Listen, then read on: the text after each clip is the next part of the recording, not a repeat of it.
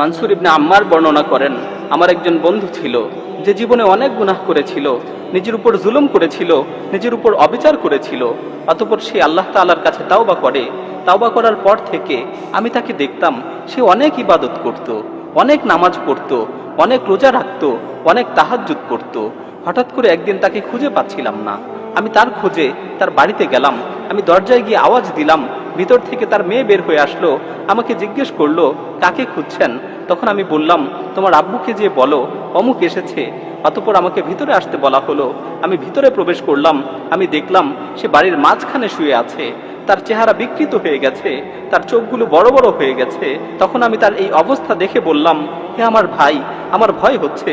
হে আমার ভাই, তোমার এই অবস্থা দেখে আমার ভয় হচ্ছে। তুমি বেশি বেশি করে লা ইলাহা ইল্লাল্লাহ বলতে থাকো। এ কথা শুনে সে অনেক কষ্ট করে আমার দিকে তাকালো, অতঃপর বেহুশ হয়ে গেল।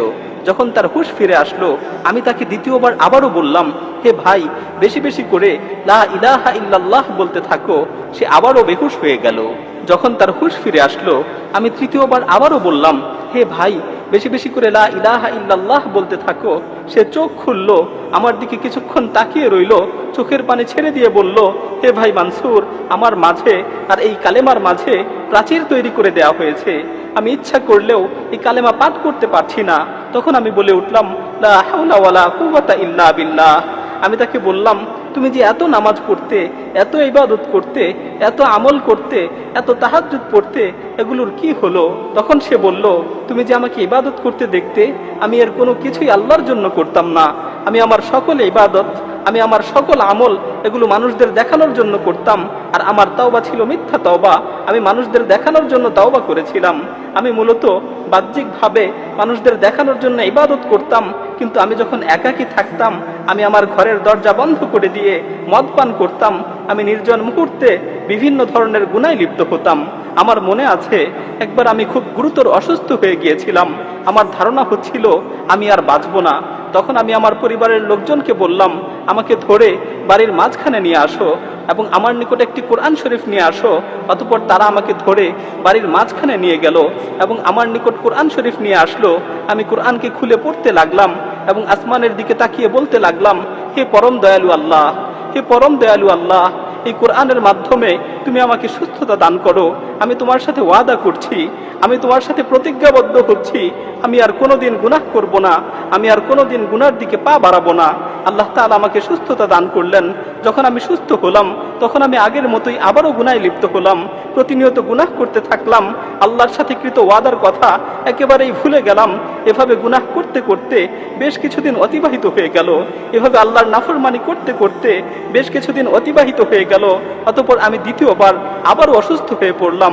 আমি কঠিন রোগে আক্রান্ত হলাম। আমার আবারও মনে হচ্ছিল যে আমি আর বাঁচব না, আমি আর পৃথিবীতে থাকতে পারবো না।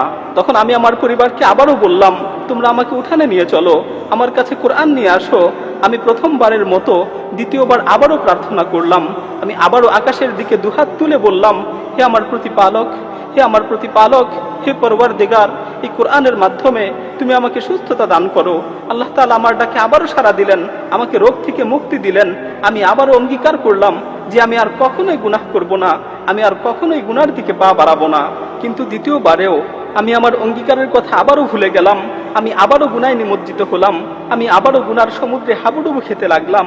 এভাবে বেশ কিছুদিন অতিবাহিত হয়ে গেল। এরপর আমি তৃতীয়বার আবারও অসুস্থ হয়ে পড়লাম, যা তুমি এখন দেখতে পাচ্ছ। অতঃপর আমি আমার স্ত্রীকে বললাম, আমাকে উঠানে নিয়ে চলো, আমার কাছে কোরআন নিয়ে আসো।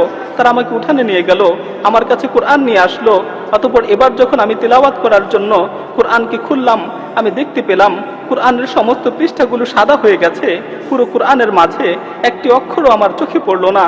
আমি বুঝতে পারলাম আসমান ও জমিনের অধিপতি আল্লাহ সুবহানাহু ওয়া তাআলা আমার উপর রাগান্বিত হয়েছেন। আসমান ও জমিনের অধিপতি আল্লাহ সুবহানাহু ওয়া তাআলা আমার উপর ক্রোধান্বিত হয়েছেন, কারণ আমি বহুবার তার সাথে ওয়াদা করেছি, বহুবার ওয়াদা ভঙ্গ করেছি। আমি বহুবার তার কাছে তাওবা করেছি, বহুবার তাওবা ভঙ্গ করেছি। তিনি আমাকে অনেকবার সুযোগ দিয়েছেন, কিন্তু আমি বারবার এই সুযোগের অপব্যবহার করেছি। আমি বুঝতে পারলাম যে আল্লাহ তাআলা আমার উপর রাগান্বিত হয়েছেন। তাই আমি আসমানের দিকে হাত তুলে বললাম, হে আল্লাহ, আমাকে এই বিপদ থেকে মুক্তি দাও। হে আল্লাহ, আমাকে এই বিপদ থেকে রক্ষা করো, আমাকে এই বিপদ থেকে উদ্ধার করো। আমি যখন এই কথাগুলো শেষ করলাম, আমি শুনতে পেলাম কেমন যেন আসমান থেকে আমাকে লক্ষ্য করে বলা হচ্ছে, তুমি যখন বিপদে পড়ো তখনই আমার কাছে আসো, আর যখন বিপদ শেষ হয়ে যায় তখন আবারও গুনায় লিপ্ত হও। তোমাকে আমি কতবার বিপদ থেকে উদ্ধার করেছি, তোমাকে কতবার বিপদ থেকে রক্ষা করেছি, কিন্তু তুমি একবারও নিজেকে শুদ্ধানোর চেষ্টা করনি। মানসুর ইবনে আম্মার বলেন, এ কথা শুনে আমি ক্রন্দন করতে করতে তার কাছ থেকে উঠে গেলাম।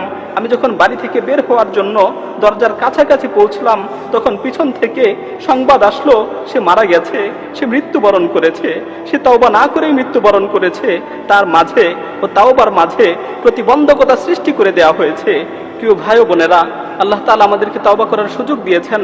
আল্লাহ তাআলা আমাদের ডাক দিয়ে বলছেন, ইয়া আইয়ুহাল্লাযীনা আমানু তুবু ইলাল্লাহি তাওবাতান নাসুহা আসা রাব্বুকুম আন ইউকাফফিরা আনকুম সাইয়্যাতিকুম ওয়া ইউদখিলাকুম জান্নাতিন তাজরি মিন তাহতিহাল আনহার। হে ঈমানদারগণ, তোমরা একনিষ্ঠভাবে আল্লাহর নিকট তওবা করো। হে ঈমানদারগণ, তোমরা একনিষ্ঠভাবে আল্লাহ তাআলার নিকট তওবা করো। আল্লাহ তাআলা অবশ্যই তোমাদের গুনাহগুলোকে ক্ষমা করে দিবেন এবং তোমাদেরকে জান্নাতে প্রবেশ করাবেন, যার তলদেশ দিয়ে নহর সমূহ প্রবাহিত হয়।